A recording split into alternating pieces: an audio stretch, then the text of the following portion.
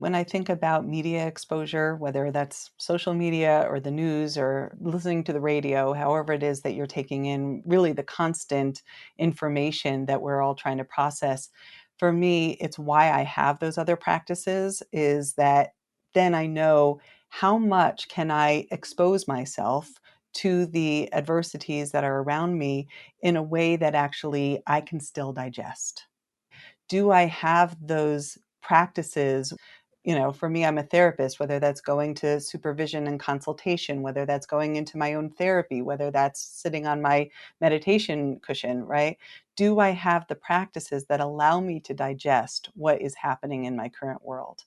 And I think that's, in a way kind of ties in all of those five domains.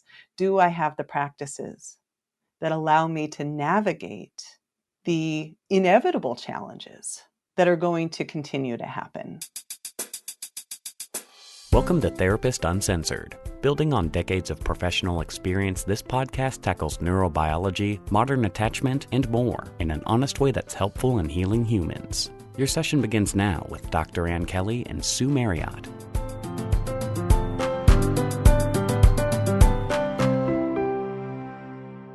You may have heard of the idea of post-traumatic growth. Today's episode is on peritraumatic growth, which is a fancy way of talking about how to protect yourself while the trauma is actually happening. The conversation could not be more timely. It is my honor to bring you Dr. Arielle Schwartz. She is an award-winning, best-selling author of books that are right up our alley. She's published on trauma recovery, post-traumatic growth, therapeutic yoga for trauma survivors, EMDR, somatic psychology, and complex PTSD. Her practice is in Boulder, Colorado, where she provides therapy and supervision. I noticed her sharing free, very high-quality content online. She also provides courses on EMDR, somatic therapy, and therapeutic yoga. I'd highly recommend checking out her array of resources at drarielleschwartz.com. Okay, let's jump right in. I'm here today with Arielle Schwartz, and as I've said right before we got on, I have been following your work for some time, really respect your perspective, and you've really dedicated your career to working with trauma in particular. And that is a tough job. It's certainly a tough job to sustain, especially these days. So can you just give us a quick background about yourself and how you got interested in this? So I think I came into it for myself first, and I think that's true for so many of us as therapists that we choose a field that resonates for what we need as well. And initially, I studied somatic psychology or body-centered psychotherapy. And I chose that route because I was the kind of person growing up that somaticized everything, held it in my body. I got sick a lot. There was an early divorce in my family. There was a kind of small T's or developmental trauma accumulation that I often refer to as the complex PTSD because there's so many different contributing factors. So that certainly contributed to my early sense of self or lack of sense of self, even my own dissociation. And I didn't have language for all of that, but I knew that for me, that certain practices brought me back home to a felt experience, and that those practices were primarily body-centered or somatic. So whether it was going to a yoga class or in college, I got introduced to body-mind centering, and that those experiences were so formative and influential into who am I as a person that I basically in the 1990s looked at like, where can I get more of this? Where can I study this? And at that time, there were 3 programs, one of which is here in Boulder, Colorado, and it's how I landed here and went to Naropa University. Yeah, I have some friends there. I love the place. Well, that's interesting. So early on, you were aware of your body and the absence of your body at times, and that's part of what centered you in your interest here. You started out kind of bottom up. Yeah, very much so. And I didn't necessarily go to school to become a trauma therapist. But when you study somatic psychology, there's a certain way in which it just all makes sense. It all kind of, all roads lead to Rome, or at some level, all of the spokes of the wheel kind of come into this hub at the center.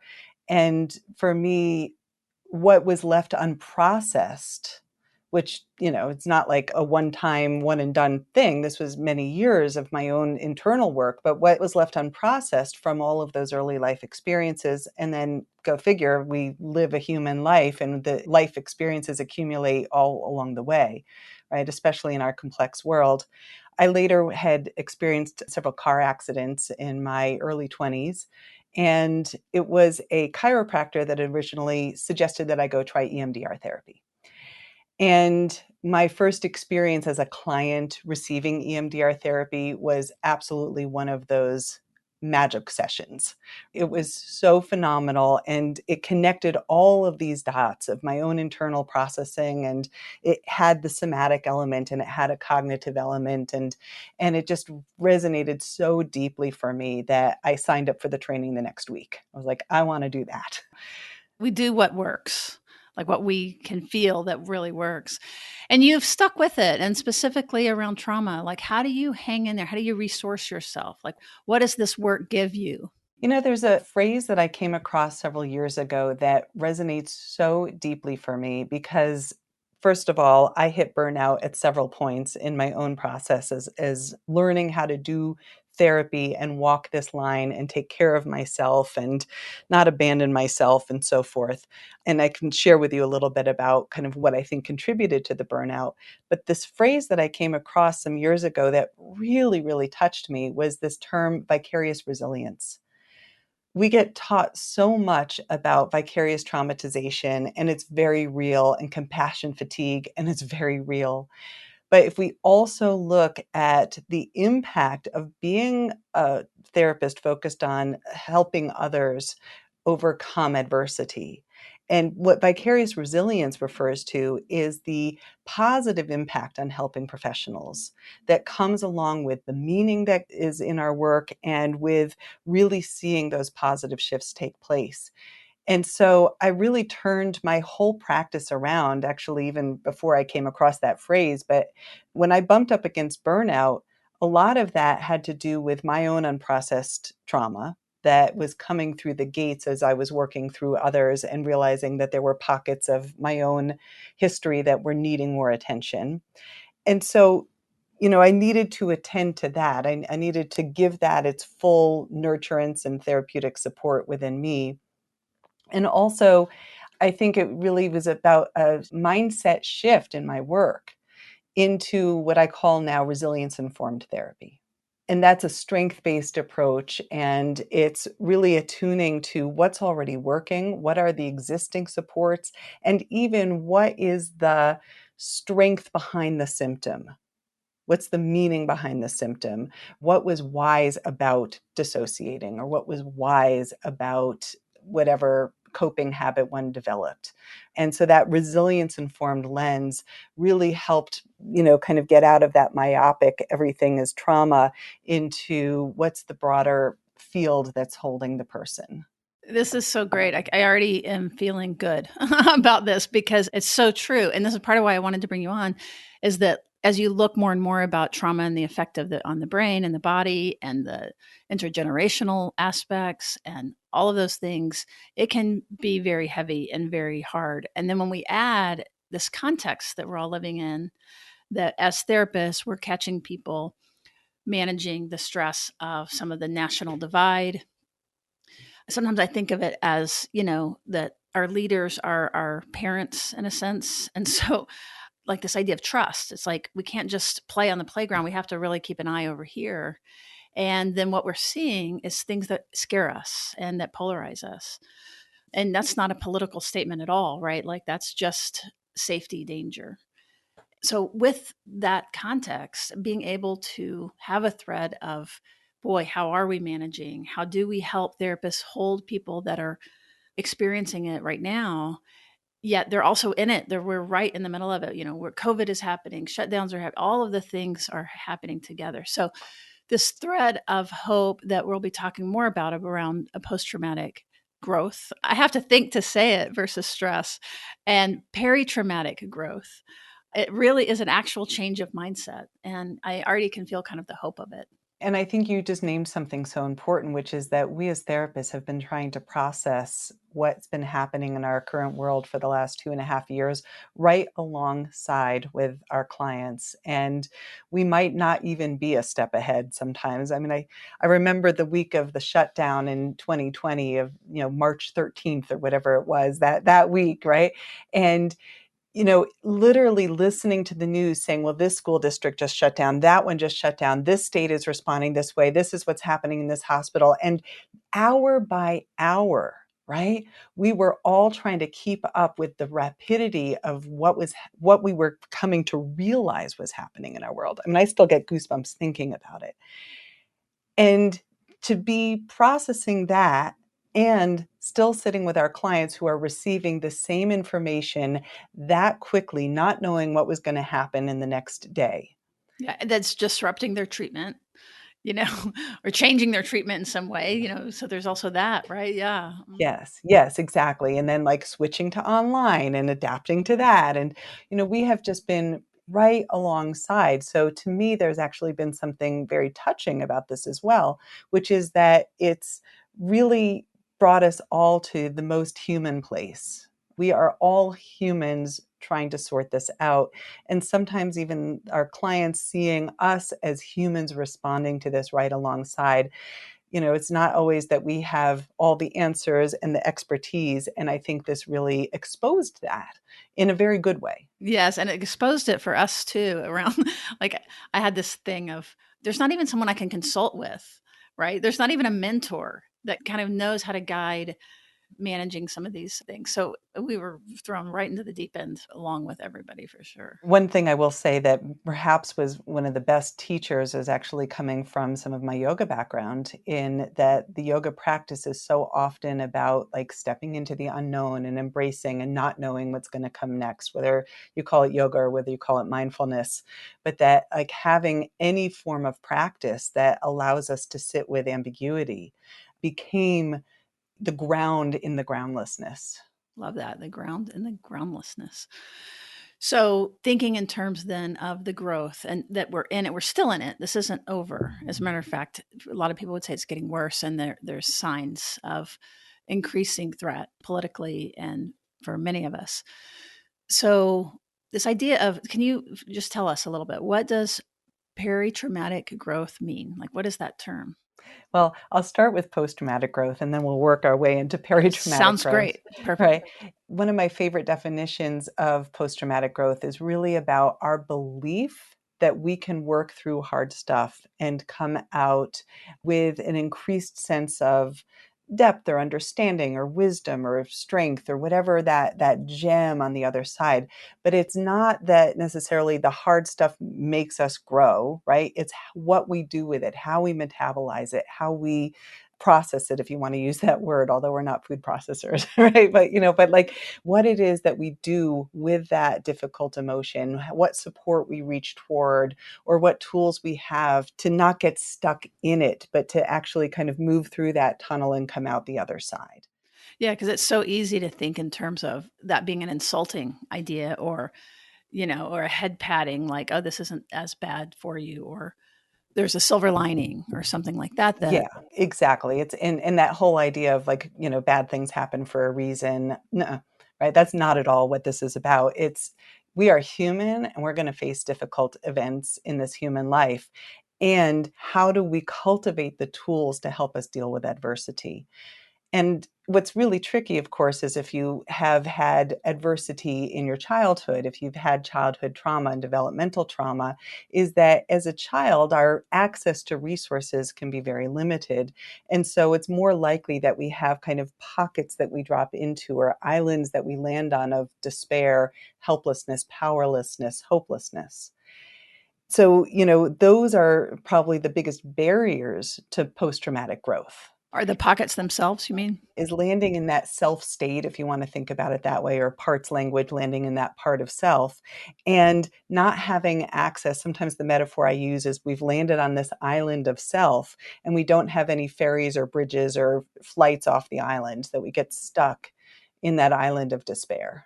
And forget, like, don't even know how to ask for help, don't see competence don't have that body experience of that relief that can come interpersonally on that island.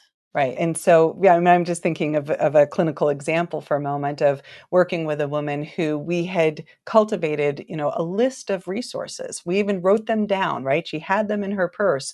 And of course, when she drops into that self state, the first thing that goes is she forgets to look at the list, right? It's like, it's knowing that we have an adult here now self that actually has a wider range of choices that were available to us when we were a child. Makes me think of internal working models and rewiring. I mean, it is a rewiring that has to happen to help that person remember and have the experience of remembering and it working.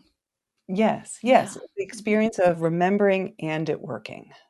And I think we need to have repeated experience of remembering and it working again and again to get that rewiring or that neuroplasticity of that new positive self state or the bridge built between the island of despair and the mainland. So then post traumatic growth, what else about that? Like, how is it misunderstood? What are some of the surprises in it? Well, I want to kind of link it back to this idea of peritraumatic growth, and we'll keep kind of unpacking what all of this is. But, if we think about post traumatic growth, we often think, okay, the event is over, the car accident or the flood or the fire, right? I mean, I'm living in Boulder, Colorado, and we've had both of those recently. So, it's very fresh, very real.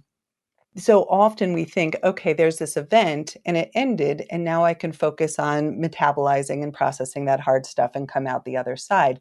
But what are we looking at when we're living in a world where there's 2.5 years of chronic exposure to experience of threat and not knowing what's going to happen the next day, and whether it's gun violence and sending your kids off to school, or whether it's climate change and Or being in a parade and a July 4th parade and yes, exactly. Exactly. So, peritraumatic growth is basically applying some of the same principles that we look at that facilitate post traumatic growth or resilience and applying them in the midst of ongoing exposure to adversity and traumatic stress. okay, that's great. So I want to go more into that. One of the things around like what causes PTSD are the affect and the associations and our response to the overwhelming event. So what you're saying is if we can resource during it, just off the top of your head, are there particular things before we go into the growth that will set someone up to have more trouble? Because this is happening to us. And one of the things with PTSD is, there's often the experience of anger, disgust, sadness, and kind of the core feelings that tend to come up. And you can see people having that where people are moving, people are wanting to burn buildings down. So it's literally happening now. Yeah. When you look at some of the research on resilience, some of the key factors that both, if they're not there, can reduce our resilience to traumatic stress. And if they are there, of course, they promote our resilience. But one of the most important ones is about isolation. The more isolated or the fewer positive, predictable, consistent social sources of nourishment that we have, the greater the barrier to resilience and growth. What was so challenging, and in some ways still is so challenging with our pandemic, of course, is that with quarantine, and especially for individuals who were living alone and didn't have family and didn't have other people in their immediate environment, the experience of isolation had such a profound negative impact on our resilience during this time. And how does that cross with some of the attachment literature related to how people respond to stress? I mean, you even look at some of the shared neurobiology or shared neurophysiology between social isolation and physical pain. So we know that it's the same parts of the brain that are lighting up when we feel disconnected from others or experience social loss and experience physical pain. And I believe that there's some research out there even about the contributing aspect of that to the worsening response to COVID. Like it's actually a risk factor of how you respond to the virus based on how much social connection you have.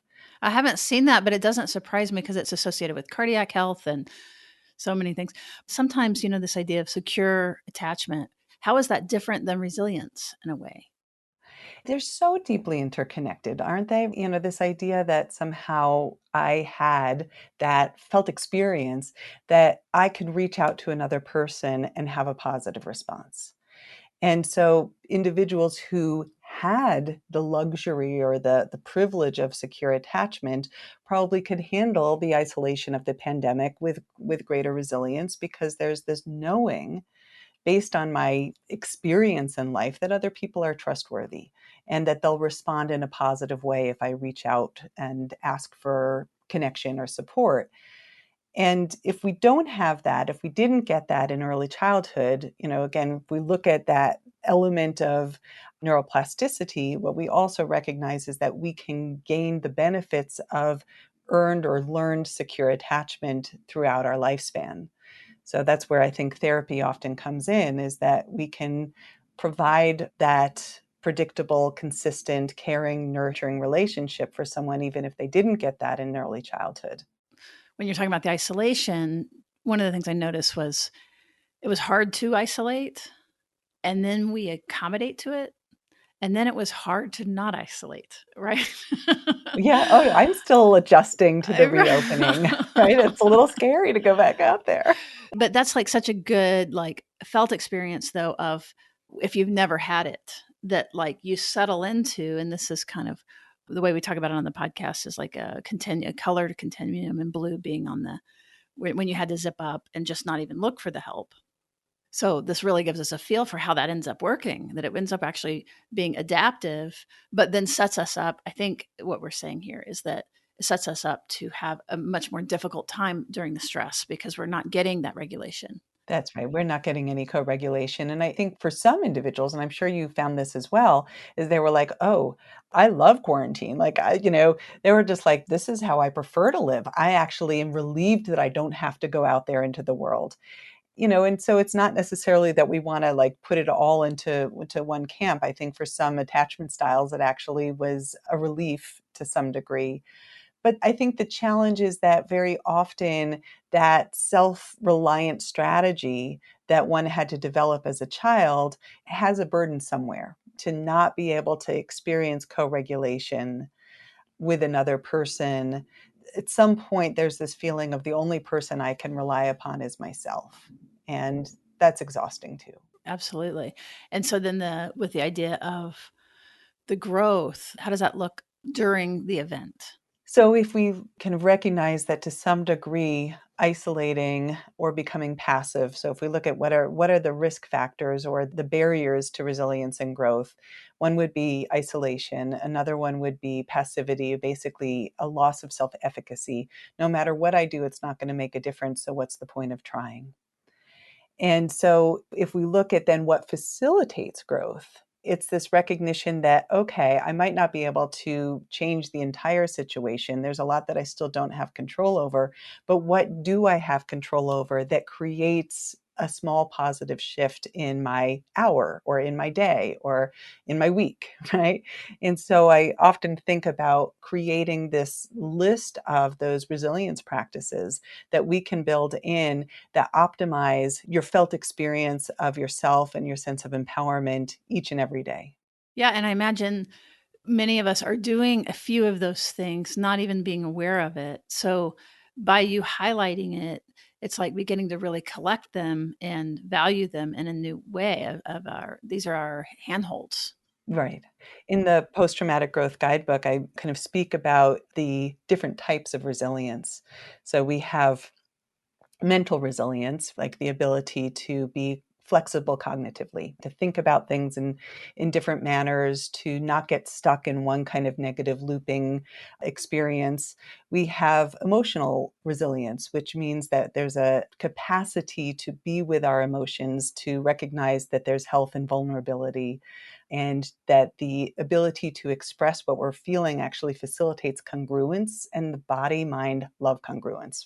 Like our vagus nerve lights up with congruence and, all of that good stuff. And congruence meaning specifically, say a little bit more about Oh, good. congruence. Yeah. No, I always appreciate those Yeah. those cues, right? Congruence basically meaning that I am in tune with what I'm feeling. I'm in sync so that what is happening on the inside is actually being matched with what I'm expressing on the outside. And incongruence, if we want to look at the opposite, is I'm fine. And everyone's going, you're not fine, right? Like, you don't look fine, you don't sound fine, right? But when we're congruent, when we're saying, I feel really sad right now about what's happening, or I feel scared, even though it's a difficult emotion, there's actually something that goes, wow, I named what's true. And that's important. Yeah, Yes. there's an integrity to it. Yeah. Interesting. So the person saying fine that is not fine. Fine in general is not the best answer, just by the way, for you listeners. Right. Right. Like more words usually. But there's a cost to that. So, that's kind of the holding on. And there's a cost within ourselves. There's a personal cost and there's a social cost. I'll give an example that a friend of mine shared with me. He said that his grandson came up to him and he said, Grandpa, why are you so angry? And he said, I'm not angry. And his grandson said, well, tell that to your face. Right. And what's beautiful about this story is he's like, maybe I am. Let me check in with that. Right. Like he received it. But how often does the child who's more right brained see the emotion on the adult in their life, point it out or act it out? And the adult can't receive the message, can't own it or go, So it's that incongruence, of course, that then creates these experiences of lack of safety interpersonally. Well, and right into the trauma part, right? That like, I can't believe my lying eyes. That the experience then is to really have to split the knowing of what's happening with the external world. You know what I mean? Like what it takes to get along in the world. Exactly. And if that happens repeatedly in childhood, one has to adapt in all sorts of ways, either to cut off that knowing, cut off that intuiting part of oneself or that right-brained felt experience in order to comply or to belong socially. Or basically one has to adhere to my own truth, but I don't get the benefit of belonging and connection. So it creates a real dilemma. And, going back to the kinds of resilience, so there's mental resilience, emotional resilience, there's social resilience. And even that knowing that another person is trustworthy or that there is someone that I can go towards or that I can be a trustworthy other for somebody else. Oh, that's nice. Yeah. So those are the different domains of it. There's two more. Okay, great. There's two more. Please keep going. Right. So there's physical resilience. And, what we're speaking about there is basically being able to create a robustness of our bodies. And I also often tie in what I refer to as nervous system flexibility, which is that when you study polyvagal theory and the vagus nerve, we recognize that the vagus nerve, or what we call vagal tone or vagal efficiency, are the physiological markers of resilience. And then the fifth one is spiritual resilience. So we've got that mental resilience or cognitive flexibility, emotional resilience or emotional intelligence, that ability to be with our feelings and to recognize that there's value in that congruent expression of what's happening inside. We have social resilience, which is, in some ways kind of an outcome of those first two, in that ability to receive from others and also give to others in a meaningful way. And we have physical resilience and that nervous system component to that of our autonomic nervous system being able to handle challenge and recover from challenge. And then spiritual resilience, which I often, kind of think about in that category of meaning making. And, how do I create a meaningful life, a purposeful life, one that feels fulfilling at that kind of deepest spiritual level. And whether spirituality is the right word for you or not, it's really about, kind of what's that big picture? What's your why? What do you wake up in the morning and look forward to? What motivates you to walk through the world?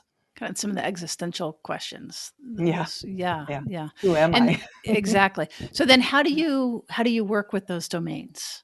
Then what next? What do we look for there?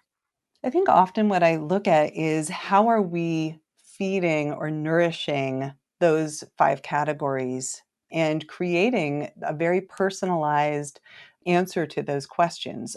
okay, so if I want to cultivate more of that spiritual resilience, for example, what do I need to bring into my life? For me, it's cultivating a daily meditation practice. For me, it's spending time in nature and just being able to just get this really big step back from the myopic experience of the day-to-day stressors and tap into a beautiful sunset or whatever it is, right? And so, for each person, what is it that allows you to tap into spiritual resilience? Whether it's your yoga practice, whether it's going to church, right? Whatever that is, creating, I think a lot of what Viktor Frankl speaks about in terms of, tapping into our values, whether they're creative values or even mindset values. If I can kind of create that mindful pause between stimulus and response, and how do I actually choose my actions in the world that are in alignment with my values? Mm-hmm. That sounds great. And, I'm thinking of the complication with that too, right now, around that things can be so overwhelming, like the existential questions. Do you go in there, the guilt that many people have of looking away and of turning off the news and of not being part of things, kind of the intentional dissociation in a sense, like it's too much for me. And if it's not too much for me, then I get overwhelmed by it. To me, when I think about media exposure, whether that's social media or the news or listening to the radio, however it is that you're taking in really the constant information that we're all trying to process, for me, it's why I have those other practices is that then I know how much can I expose myself to the adversities that are around me in a way that actually I can still digest. Do I have those practices? For me, I'm a therapist, whether that's going to supervision and consultation, whether that's going into my own therapy, whether that's sitting on my meditation cushion, right? Do I have the practices that allow me to digest what is happening in my current world? And I think that's, in a way, kind of ties in all of those 5 domains. Do I have the practices that allow me to navigate the inevitable challenges that are going to continue to happen? I'm on board. Totally sounds good. And I like the categories because it helps you think of like, oh, wasn't even thinking of the physical or the whatever. So part of the idea is that you're cultivating things that in post-traumatic growth, I think that there's a connection there, but we're pulling them in so that you're modulating now while it's happening during the stress. But then I also think, and I don't know how this fits in, but around like class and culture and, some of these things seem like such privileges to be able, even the idea of safety and being able to choose to engage or not to choose to engage, whereas that's not true for many people. And part of my next thought was, well, sitting on a mat and, having these resources, that is available to everyone. But I guess like the support for that or the cultural support for that. Sure. I think trying to close some of those gaps in terms of access to resource has been a real passion of mine as well. And I know it's a shared passion. In fact, I was kind of reading about, just even kind of how you're donating some of the profits of creating this work, right? As a way that provides you spiritual meaning. Like I really get that. I relate to that deeply. And for me, one of my pandemic projects was to take what was always a very kind of localized offering. So I've been teaching therapeutic yoga for trauma locally in one of our local yoga studios to kind of relatively smaller group of students that would come in and do these 6-week classes with me. And I knew the great benefit of these classes, and the pandemic hit and I wasn't able to teach yoga in person. So I took my classes online, both my general yoga classes and my therapeutic yoga, and I just combined the whole thing and made it available. Donation based. A lot of those classes ended up also being donations to other causes during this whole time that we've been living through. And the meaning that came for me around creating an accessible trauma-informed yoga class and a YouTube channel around that and made it free or donation-based. Now, some of those videos have been watched over 10,000 times. And it's so powerful to know that that resource has been made accessible to anyone who has access to a phone or a computer. That is incredible. And that's still up? Oh yeah, it's not going anywhere, Yeah. right? Oh, And good. I'll keep doing. I'm still teaching online because the online community became so strong. So I teach live online, and people are literally tuning in from around the world, and we practice together. And so finding these ways to close those gaps of accessibility, and some of what you named also is also perceived accessibility or perceived value within one's community. Like, what are you doing going upstairs and getting on your yoga mat, even if it's for 10 minutes, when XYZ needs to be done, or when we don't have time, or we don't have money, or whatever the barrier is? Yoga in particular, it has that ring of private therapy, right? To be able to afford private therapy, to be, again, culturally, that's okay to talk about your business outside of your home, all of those things. And I agree with you. I'm totally resonating with the delight and the meaning of being able to have the accessibility. Our whole podcast is about that, right? Like, so from all over the world, people being able to learn the science that you wouldn't be able to have access to otherwise, you wouldn't know to. And that may be, if we hone in on one of the aspects of peritraumatic growth during the pandemic, one thing that happened is that information became profoundly widely available more than ever before. Things that were maybe in upper echelon academic settings went on to summits that were free, and they're still happening. I have never seen so much free trauma informed information than these last 2.5 years. Oh, that's great. You're recognizing the meaning and you're highlighting that. Like, let's focus on that, right? That's Yeah. exactly Yeah. right. That's better for our nervous system. Totally. What are we putting the lens of our awareness on, right? And if we're only putting the lens of the awareness on all of the loss and the trauma, and it doesn't mean that we don't want to look at that or attend to that, but if we're only looking and attending to that, that's all we see. So, how does mindfulness play into this? You mentioned it earlier. One of my favorite definitions of mindfulness is having choice about where we put our attention, cultivating that capacity. And so I think it really ties into exactly this piece of, where am I putting my attention? Am I only putting my attention on all of these signs of threat? Or do I have the ability to actually make a conscious, mindful shift to look for signs of connection, signs of safety, if that word resonates, or relative safety in the sense of, in this moment, there's no current threat? Can I look towards signs of empowerment? Like, whatever the resource might be, that I can actually shift the lens of my awareness consciously towards that. It is so tricky because I was just thinking of my personal example is how much I want to, do my door knocking and like be active and change. And I've noticed that I have all these big plans and I keep signing up and letting something happen. And my ambivalence is partly like it's heartbreaking to get more engaged and to invest in election or whatever it is. Then that's a very, very painful experience. So again, I know that this is true for so many people around, like really trying to balance that. Like, what can I do? And, for me, my answer to that is I would rather later look back and have a heartbreak and be hurting and in it and swinging.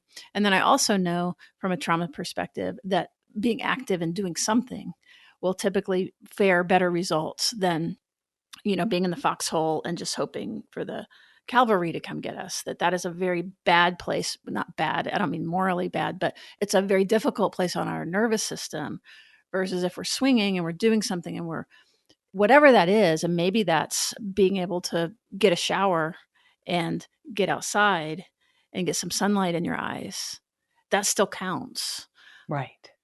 I can think even about like all of these marches that have happened. And there were certain marches that happened early in the pandemic. And I'm like, I'm with the cause, but I don't feel comfortable going out there yet. It was too early for me with Black Lives Matter and all of that, like those early marches, and or the Women's March even. And I was just like, I don't feel comfortable being in a crowd of people right now. And so kind of knowing that I'm still standing in solidarity with, and that like there's other ways to be of value. And I think, one of the things that came to mind, Sue, when you were just saying about that ambivalence, or how do I give or contribute in a way that still feels in alignment with what I feel I can offer right now. my capacity, is kind of looking at this image of water flowing downhill. It's actually a very powerful force, even though it's following the path of least resistance. But that water eventually can carve canyons and can create great change. So when we're kind of looking at ourselves and how it is that we want to take action, what allows us to actually follow something that feels easy, even though it's still some movement. Oh, I love that. That feels really good. The whole movement isn't on any one particular person. We're just part of a stream. I really like that. So, EMDR therapy and somatic psychology interventions to enhance embodiment in trauma treatment. Highly recommend. Really great. It's a couple years old, isn't It it? came out in 2018. But it's still really, really Mhm. good. And then you've done something since then. Can you tell us I about have that? I have 6 books. I have quite a lot out there. I have the Complex PTSD Workbook, and the more recent books, one is the Post-Traumatic Growth Guidebook, and that really is relevant, very relevant to everything we're speaking about here today. And then the most recent book is the Therapeutic Yoga for Trauma, and that is the application of polyvagal theory into yoga for trauma treatment. And it's a beautiful book. Dr. Steve Porges wrote the foreword for it, and I'm really happy it's out there. Well, and speaking of Porges, that's so great that he has blessed your book with his foreword. But I know that he's gotten some very public pushback. And we're getting questions about it as well around the validity of the polyvagal theory. One person kind of said to me, a neurologist, kind of said, "Oh, it was just kind of I don't know. I don't want to go into the detail, but basically that there were some inaccuracies." And we definitely have had some listeners ask us, like, what's the latest on that? So, what are your thoughts? I think my first thought is that it's really healthy for theories to get pushback. That's kind of the purpose of science, is that we have a hypothesis and we run on the best working hypothesis so long as it's valuable, and then it's purposeful that we are meant to challenge an existing hypothesis. That's how science grows. And so I think it's great that we've got people out there that are trying to look at this from different angles and figure out what doesn't work. But here's the thing about it right now, is that there is so much about polyvagal theory that works. And so, Dr. Porges has also written a very lengthy response back, for example, to Paul Grossman's challenge. And so we're seeing a dialogue happen between the scientists, and I think that's important. For example, one of the challenges that's come in around polyvagal theory is this kind of idea that somehow the nervous system is dichotomous, that we're either in the sympathetic or we're in the parasympathetic, and this kind of is the hierarchy really a hierarchy? But I think that polyvagal theory itself is also growing, and it's also trying to accommodate what we refer to as these hybrid nervous system states, that actually it's not always a reciprocal, that we're either in the gas mode or we're in the brakes mode, but that there are nuances inside of that.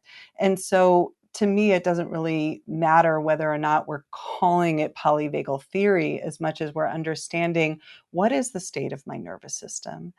Do I feel safe, or am I in a state of threat? Am I experiencing a degree of threat that leads me to feel shut down? Do I have the skills to navigate my nervous system and to move between different nervous system states?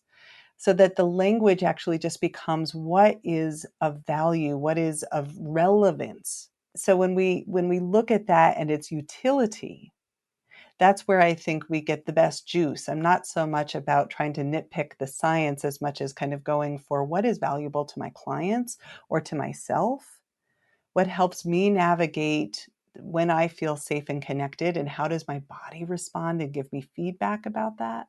What is my social engagement system, if you want to use that terminology? And what are the signals that I've left that optimal zone of being? And how do I get back there? I really like that because it's like the two angels arguing on the head of a pen or whatever that is, right? That we can get so in the weeds. I did read his response and it was just over my head. And I understand a lot of this. You know what I mean? So I've been a little surprised that I couldn't quite wrap my mind around what the challenge was. And I totally agree with what you're saying around the health of pushback. And it just makes us better and it makes it even more solid. But I also really love what you're saying about our clinical interest as someone who is wanting to grow from this work or is teaching it isn't that, on the head of the pen, the detail of which, what neuron is Which active. fiber of the vagus nerve are we talking about? Right. That instead that this has been very, very helpful and understandable to people, especially around the complexities. What comes to my mind is kind of two other examples of kind of clinical theories around the brain that have both been challenged but also continue to have clinical utility. And one is the idea of the triune brain, Paul MacLean's idea of the reptilian brain that moves up evolutionarily into our limbic brain and into our neocortex, right? And you can even do like little Dan Siegel little fist model here of the brain and its different stages. But when you really look at the science of that, there's a whole lot of challenge to this idea of the triune brain. And yet we all recognize that we can get limbically hijacked or kind of feel like we're in that reptilian brain and we've gone into survival and we flip our lid. Exactly. So even if it's being clinically challenged, it's still clinically relevant, or scientifically challenged is still clinically relevant. And the other example that came to mind was the left brain, right brain split. I was just thinking that. That's right. Totally, right? But then, so for the longest time it was debunked and it's much more nuanced. But then you see the work of Ian McGilchrist and Jill Bolte Taylor, and you kind of have to go, really? So maybe this is having its own resurgence as we look at it more deeply. And it's not just that we have a right feeling brain and a left thinking brain, but actually we do have two hemispheres, and we have a right thinking and a right feeling brain, and we have a left thinking and a left feeling brain. And now we have this whole nother nuanced development out of this. So challenge led to challenge the challenge and to a deeper understanding. And I have a feeling that the same thing is going to continue to happen as we look at the vagus nerve and how it contributes to our sense of self, is that we're just going to keep growing and the neuroscience is just going to keep developing. And that's great. We're going to learn more. 10 years from now, we'll have a whole new conversation. That makes me think of the vagus nerve, the popularity of it and all the treatments and all the things that can spin off, which can be like the old right brain, left brain division as kind of stereotypical, like a caricature of one another. But I'm totally tracking this and agree with you and really focusing on the clinical utility and the health of the division and the health of the conflict. That's wonderful. So if someone's new to this, which of those would be a good starting place? Well, I think it kind of depends on what it is that you're looking for. If you are a therapist and you're wanting to know how to integrate EMDR and somatic psychology, the book you held up is a fantastic go-to. I also have the Complex PTSD Treatment Manual written for therapists. And then if you are a layperson listening to this, looking for tools for your own growth and healing, the Post-Traumatic Growth Guidebook and the Complex PTSD Workbook, if you've grown up with developmental trauma, that workbook is for you. For anyone right now with our pandemic, I think the Post-Traumatic Growth Guidebook is going to be a nice resource. And then you also had mentioned YouTube and some of the training. Can you tell us how to find that? So it's all on my website, and it should be pretty navigable.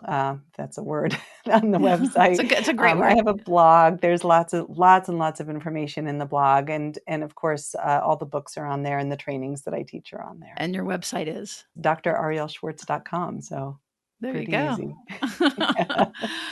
All right. Is there anything else you want to say to this incredible audience that tunes into this kind of life-changing education? Really, like the first thing that comes to my heart is just gratitude for everyone who is walking through this world right now, whether you are in a helping profession or whether you are here navigating your own trauma. I think that it's a courageous act to stay involved. And by listening to this podcast, you're actually nourishing your resilience right now. So that's fantastic. Oh, I think that's a wonderful way to say it. And I think that's true, that as we have other voices coming in and this beautiful hope that you're offering, especially if we don't come from, like me, from a naturally secure history, that in the blank of things and in the isolation, we fill in our old stuff. So all of the online resources that bring in voices of healing and hope, things like that, we really do need to get it generated from outside of our own minds. It's kind of how we started, which is that there is help and it is effective, and we just have to reach out for it and let it in and let it work. Thank you. This has been really informative and I know inspiring to so many people and timely. Could not have been more timely. It's given me a little shot in the arm.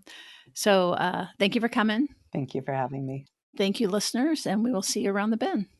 So many people are moved by these conversations and frequently reach out asking how to best support us. There are a few zero or very low-cost things you can do to keep this content coming. The first is to simply support our sponsors.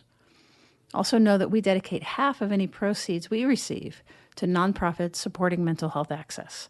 So by supporting the sponsors, it's a win-win.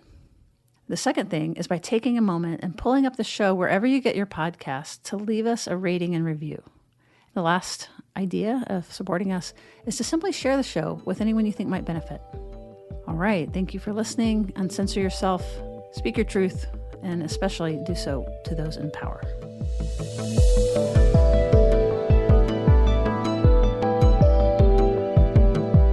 Therapist Uncensored is Ann Kelly and Sue Marriott. This podcast is edited by Jack Anderson.